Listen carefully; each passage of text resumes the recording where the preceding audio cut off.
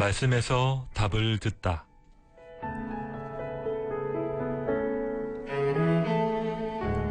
삶의 현장에서 그리스도인들이 떠올리게 되는 여러 가지 질문과 의문에 대해 성경 말씀에 입각한 답변을 들어보는 시간입니다.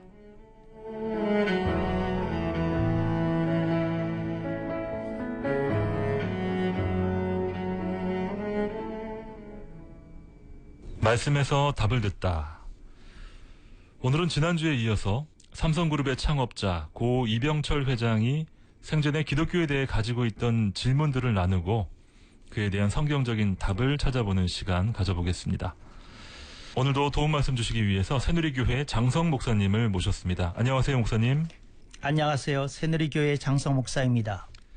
목사님, 우리가 무신론자 내지는 불교 신자로 알고 있던 이병철 회장이 누구보다 삶과 죽음 또 내세에 대해 많은 고민을 한 것으로 질문들을 통해서 엿볼 수가 있는데, 목사님은 이 질문들을 보시면 어떤 생각을 하셨습니까? 우리나라의 3대 회장님들을 기억합니다.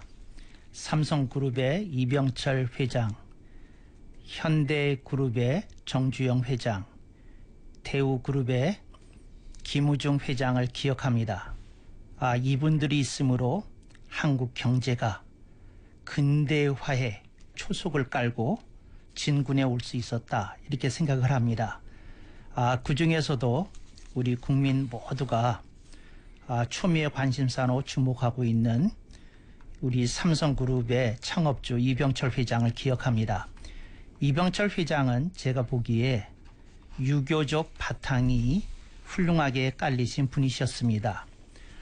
불교에도 깊은 조예를 갖고 계셨고, 특별히 기독교에 대해서도 깊은 관심을 갖고 많은 철학적 고민을 한 것으로 이렇게 알고 있습니다. 이분이 살아간 그런 모습 속에서 우리는 사람이 어떤 단계에 이르렀을 때 자신의 정체성, 자신이 영원히 보존해야 될 가치, 그리고 자기 인생의 사후, 이런 것들에 대해서 고민하는 그런 어찌 보면 당연한 수순을 받는 것으로 보여지면서 이분이 던졌던 질문을 생전에 기독교인 중에 누군가가 일찍 답변을 해서 전달할 수 있었으면 얼마나 좋았을까 하는 생각을 한번 해봅니다. 만약 그분이 생전에 복음을 받아들이고 예수님을 구주로 영접했다면 우리 대한민국에 또 어떤 영향을 미치게 되었을까라는 상상을 해보게 되는데요. 실제로 비슷한 질문을 갖고 살아가는 많은 비신자들에게 이런 질문과 또 이런 대화들을 시도할 수 있는 것도 참 의미가 있는 일이 아닌가 싶습니다. 맞습니다. 요즘 많은 현대인들이 탈종교화 현상을 보여주고 있습니다. 그래서 그분들이 자신들의 갈증을 해소하기 위해서 인문학에, 문사철에 이렇게 방향을 돌리고 있는 현상이 이렇게 아직도 지속되고 있는 것을 보여줍니다. 교회는 이런 사람들의 갈증을 해소할 수 있는 어떤 깊이, 넓이, 높이를 좀 제시해야 된다. 저는 그런 생각을 요즘 자주 합니다. 그렇군요. 이병철 회장의 질문을 제가 대신 들어보겠습니다. 하나님은 왜 역사적인 오명을 남긴 악인들 그리고 흉악범들을 만들었고 그들이 세상에 존재하게 그냥 두셨는가? 이런 질문입니다. 사실 많은 분들이 한 번쯤 하게 되는 질문이죠. 맞습니다. 이런 질문은 특별히 교부들이 많이 했었습니다. 근데 이런 질문에 대해서 가장 첫 번째 답을 내린 것이 있습니다. 그게 뭐냐면 이것을 신적 허락이라고 부릅니다. 그러니까 하나님이 그런 일이 벌어지도록, 발생하도록, 그리고 그런 일들이 좀 더 진행되도록 하나님께서 막으실 수도 있었는데 막지 않으시고 그 일이 그렇게 되도록 내버려 두신 것을 하나님의 허락 혹은 신적 허락이라고 부릅니다. 네. 왜 허락했는지가 참 궁금하네요. 하나님께서 왜 허락하셨는지에 대해서 다양한 해석이 있습니다. 그 중에서도 가장 그 유명한 해석은 여러분이 잘 알고 계시는 것입니다. 자유의지적 허락이라는 것입니다. 인간의 고유한 특성에 해당되는 자유로운 선택을 할 수 있는 의지를 하나님께서는 소중히 여기셔서 인간을 로봇으로 이렇게 조종하는 것이 아니라 그것이 선이든 악이든 일정 부분에서 선택할 수 있도록 하기 위해서 하나님께서 허락하셨다. 이걸 이제 첫 번째 답으로 많이들 제시합니다. 그리고 두 번째 그 해석이 있는데 그 두 번째 해석은 무엇인고 하니 대칭적 허락입니다. 대칭적 허락이라고 하는 것은 뭐냐면 세상에 어떤 것이 존재하게 되면 한 면만 존재할 수 없다는 겁니다. 그러니까 예를 들자면 음식을 먹으면 맛이 있든지 없든지 하지 그 둘이 같이 있어야만 이제 맛이라는 개념이 존재하게 되는 것처럼 하나님께서는 선과 악을 같이 볼 수 있도록 이렇게 대칭적으로 허락해 주셨다 하는 그런 해석이 있습니다. 네. 만약 하나님께서 인간의 그런 죄악을 허락하지 않고 그때그때마다 다 막으신다면 말 그대로 인간은 자유가 없는 존재일 수밖에 없네요. 맞습니다. 네. 자유의지를 주셨다는 것은 허락하기로 작정하셨다는 말씀이니까요. 네. 그럼에도 불구하고 참 이 악인들, 흉악범들이 공동체에 미치는 폐해가 참 크잖아요. 저는 그 히틀러 예를 네. 하나 들고 싶은데요. 히틀러에 관해서 사람들이 좀 덜 알려진 사실 하나가 있어요. 히틀러가 유다인들을 그렇게 대학살하는 홀로코스트를 일으켰던 그 역사적 사실에 대한 비화인데 히틀러가 어린 시절에 어머니가 외간 남자와 바람피는 현장을 목격했는데 그 어머니와 바람핀 사람이 유다인이었다는 겁니다. 그래서 본인이 감당할 수 없는 이게 자기가 존경하고 사랑하고 신성시 여기는 여성상의 대표였던 어머니가 불륜을 저지르는 걸 보고 자신에게 그러한 피가 전이되었다고 하는 그런 피해 망상 속에서 그가 권력을 잡게 되었을 때에 그런 치명적인 정 엄청난 역사적인 오점을 남기는 홀로코스트를 자행했다는 것입니다. 네. 한데 히틀러가 신학을 꿈꾸기도 했었다라는 이야기도 있더라고요. 네. 엄청난 역사적인 결과들 뒤에는 또 수많은 과정들도 존재하겠죠. 예, 그런 걸 말씀드리고 싶어서 그냥 하나의 사파로 말씀드렸습니다. 네. 자, 이병철 회장의 질문이 이어집니다. 예수님이 우리의 죄를 대신해서 죽었다라고 하는데 우리가 지은 죄란 무엇인가? 라는 질문입니다. 기독교적인 답을 먼저 드리도록 하겠습니다. 기독교적인 답은 인류가 하나님 앞에 지은 죄의 으뜸은 원죄가 아니라 불신죄입니다. 하나님을 믿지 않은 죄, 이 불신죄가 가장 크다. 이렇게 이제 여러분들에게 말씀드리고 싶습니다. 그래서 하나님을 믿었으면 이 불신죄로부터 벗어나게 되는 것이지요. 그 다음에 두 번째, 인류가 지은 죄는 우리가 너무도 잘 아는, 우리 스스로도 인정하는 자범죄입니다.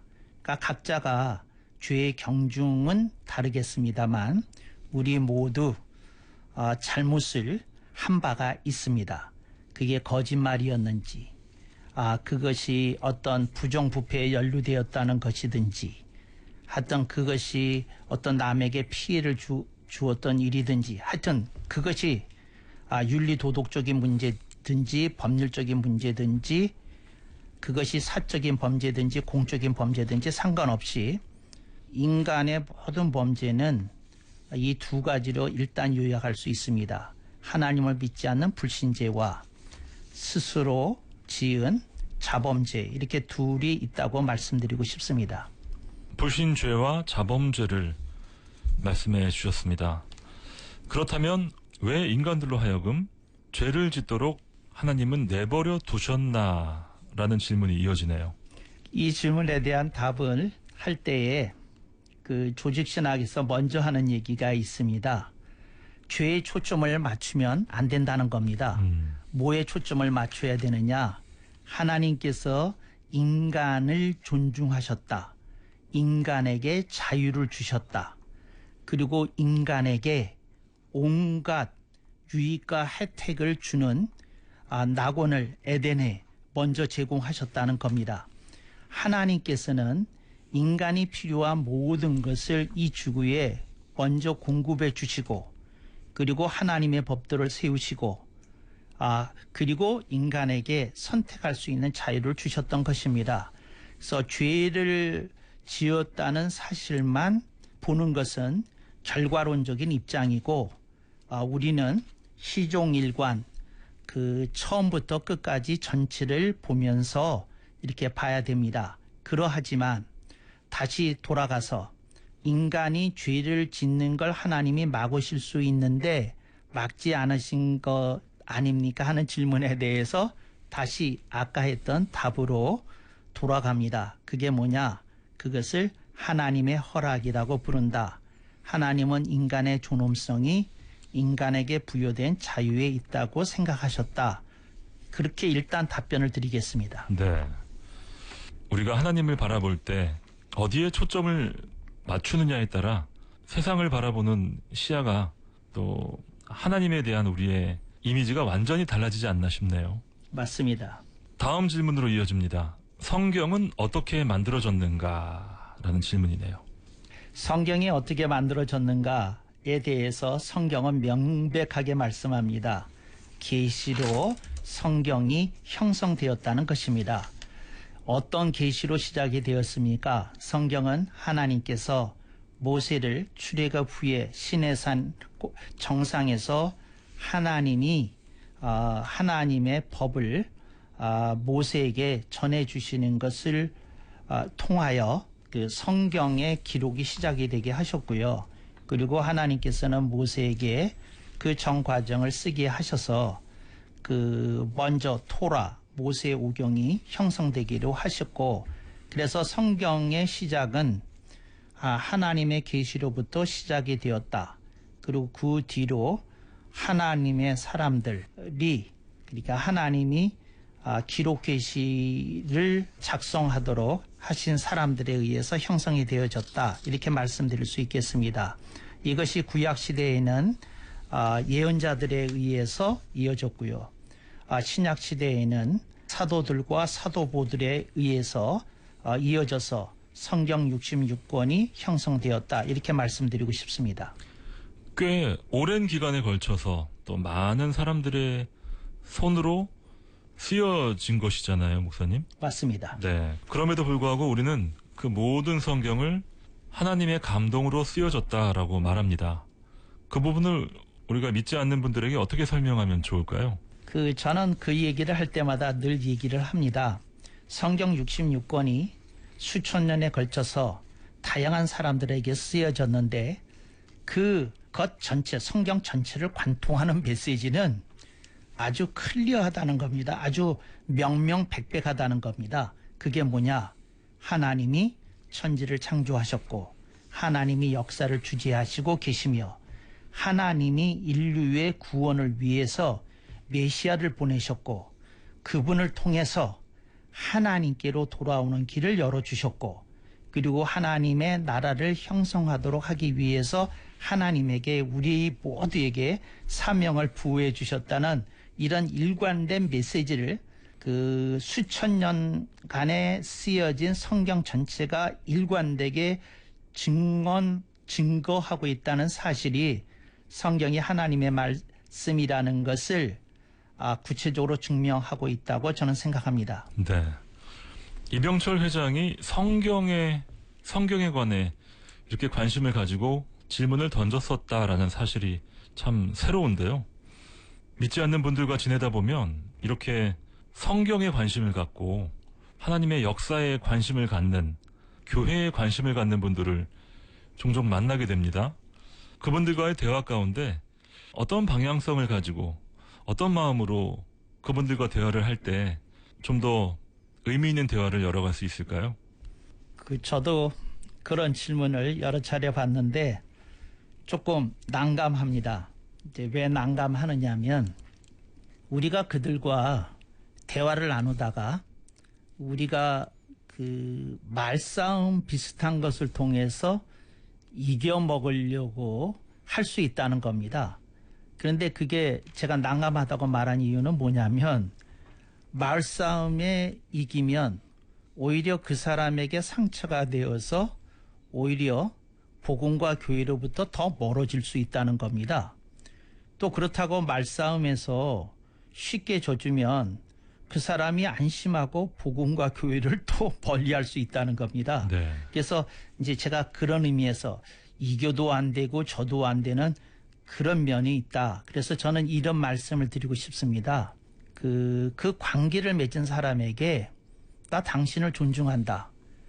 당신의 의견, 생각, 삶을 걸어온 길 그걸 존중한다. 근데 내가 부족하다. 그래서 나도 말씀대로 다 살지는 못하지만 내가 깨달은 바를 당신과 이렇게 나누고 싶다. 편안하게 어프로치 해보면 어떤가. 물론 성령님께 기도하고 성령님이 역사하시기를 간절히 열망하면서 해야 되지만 이제 방법론적인 측면에서는 그러하다 하는 것을 한번 제시해 봅니다. 네, 잘 알겠습니다. 말씀에서 답을 듣다 오늘 삼성그룹 창업자 고 이병철 회장이 가졌던 여러 가지 영적인 질문들에 대해서 이야기 나눠보았습니다. 목사님, 오늘 대화를 마무리하면서 또 나누고 싶은 이야기 들려주시면서 마치도록 하겠습니다. 그 그리스도인들이 좀 더 인문학적인 지성을 갖추는데 힘쓸 것을 권면합니다. 지금 많은 사람들이 인문학적인 지성 속에서 자신의 갈증을 해소하려고 하는 이들이 엄청 많이 늘어났습니다. 근데 그런 이들과 공통의 그라운드를 조금 확보하시고 그리고 그들의 얘기를 들어주시고 그리고 그들이 어디서 감동을 받았고 어디서 심취하게 됐고 어디서 새 힘을 얻었다고 하는 대목에서 조금 유의를 하시고 자신과 대조를 해보면서 그렇다면 이러한 이들에게 내가 어떤 성경 말씀을 통해서 나눌 수 있을까 이렇게 고민해 보도록 그리고 조금 더 사람을 품는 태도를 계속 견지하라고 이렇게 말씀드린 것으로 마감하겠습니다. 네, 인문학을 통한 공통 분모를 확보하자라는 말씀 참 도움이 되는데요.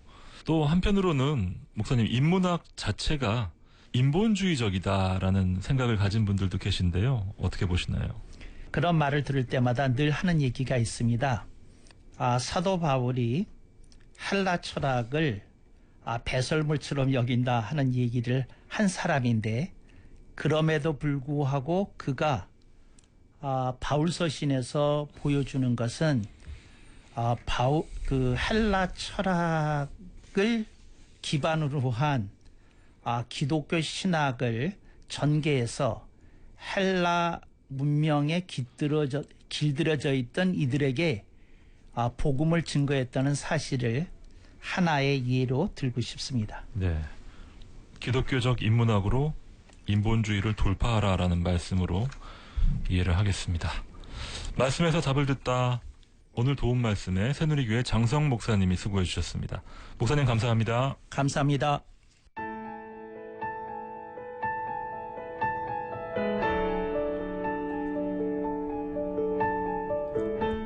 말씀에서 답을 듣다 오늘 순서를 마칩니다. 방송 들으시고 신앙생활에 도움받기 원하시는 분은 서울 새누리교회 전국번호 1855-1691번으로 연락 주시기 바랍니다.